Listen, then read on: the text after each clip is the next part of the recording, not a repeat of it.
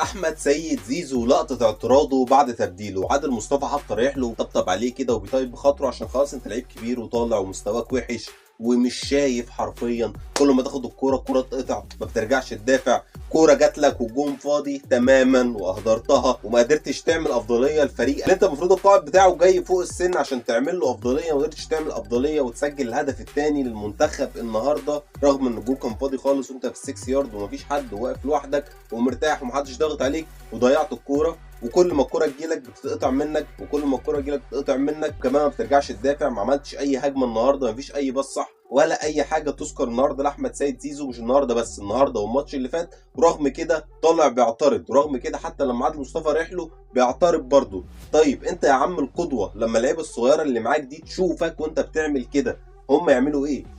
يا عم القدوه يا استاذ احمد سيد زيزو، اللعيبه بتعمل ايه؟ ولا نجيب لك